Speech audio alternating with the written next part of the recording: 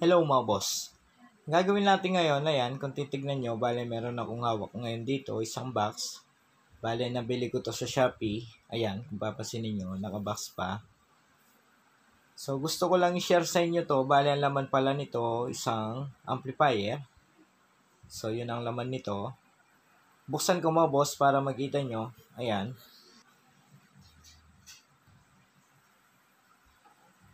Ayan mga boss, kung papansinin nyo, bale, ito yung kanyang amplifier. Ayan. So, maliit lang pala tong amplifier na to.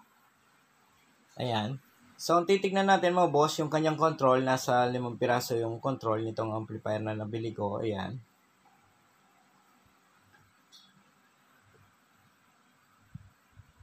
Tapos, kung papansinin din natin, meron na rin kasamang knob para sa kanyang control. Ayan.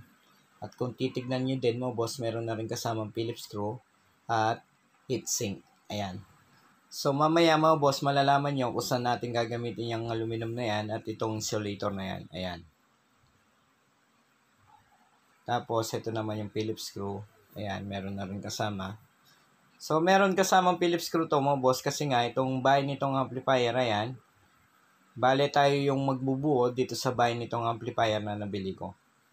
Bale, yan yung dalawang plate, ayan. Yung isa dyan sa ibaba, yung isa naman sa itaas. Yan yung pinakabahay nitong amplifier kung bubuin natin. Bale, ito naman yung kanyang mga screw, ayan. Kapag bubuin natin yung bahay nitong amplifier. So, kumpleto naman mga boss. Wala naman kulang. Ngayon mga boss, kung titignan nyo, itong IC nitong amplifier, bale dalawa yung ginamit. Ayan. Yan yung kanyang audio output na IC. Tapos dito sa likod, dito naman yung kanyang supply input, 5 volts to 24 volts. Ganon din tong pangalawa, 5 volts to 24 volts. Tapos pangatlo, ito naman yung kanyang para sa subwoofer speaker. Tapos yung dalawa na yan naman yung kanyang left and right para sa mid at high. So, meron din tong audio out, tapos USB, ayan, tapos auxiliary input, ayan. Dito naman sa harapan mga boss, kung titignan nyo, bale 5 yung control nitong amplifier, bale ito yung kanyang frequency para sa kanyang sub speaker. Tapos, itong pangalawa, yan naman yung kanyang sub volume.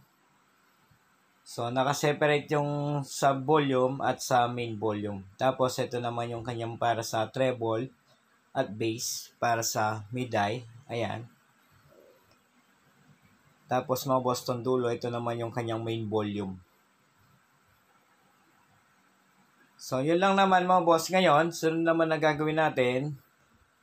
Bale, ilalagay naman natin ngayon yung heatsink or yung aluminum mga boss na nakita nyo kanina. So, sa mga beginners dyan, once na bumili kayong ganito, huwag yung kalimutan ilagay yung pinaka-heatsink para sa kanyang audio IC. Ayan mga boss, bale ito yung sinasabi ko, yung dalawa na yan. So, ilalagay natin yan mga boss dito sa dalawang IC na yan. Ayan. Ipapatong natin yan dyan. Tapos yung heatsink. So, sa mga may balak bumili ng ganito mga boss, huwag na huwag yung kalimutan nilagay yan. Yan yung pinaka-heatsink nitong kanyang mga audio IC. So, once na hindi nyo nailagay yan mga boss, may tendency masira itong inyong amplifier. Yan bali yung sumasalo sa init nitong mga IC. So, kaya wag na wag yung kalimutan nilagay yan sa mga may balak bumili ng ganitong mga amplifier. Ngayon mga boss, after natin may dikit yung pinaka-insulator dito sa heatsink, so, patong lang natin yan sa dalawang IC dito sa board. So, ganun lang mga boss, ganun lang kadaling ilagay yan. Bale, dyan lang nakalagay yan, ayan. So, once na naidikit na natin yung heatsink dito sa board, so, i-press natin ng madiin mga boss para yan na nga talagang dumikit tong aluminum dito sa mismong IC. Ayan, kung papansinin nyo mga boss, dumikit ng gusto, ayan. So, hindi na basta-basta matatanggal yan kasi nga madikit naman yung insulation, ayan.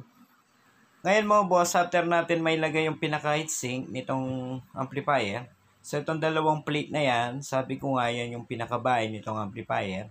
So dito sa video, hindi ko na ilalagay pa yan. Kasi itong amplifier na yan mga boss, bale meron akong ginawang speaker box. Yung amplifier board na yan, bale papasok ko na lang doon sa speaker box.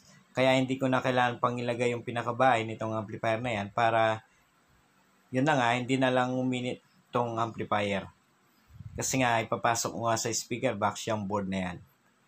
So, sa mga may balak bumili nitong amplifier, so pwede nyo naman nilagay yung pinakabahay nitong amplifier.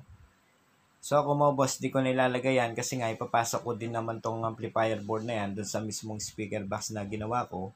So, sa sunod na video, makikita nyo rin mga boss. At doon na rin natin ititest itong amplifier na yan para kahit papano mapakinggan nyo. So, itong plate na yan, bali, tatabi ko na lang yan. A few moments later.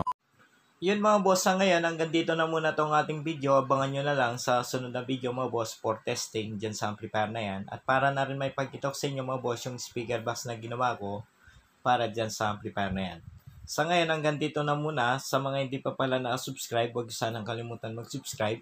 At pagkipindot na rin notification bell para sa susunod na upload na gagawin natin, ma-notify kayo. Hanggang sa muli mga boss, maraming salamat.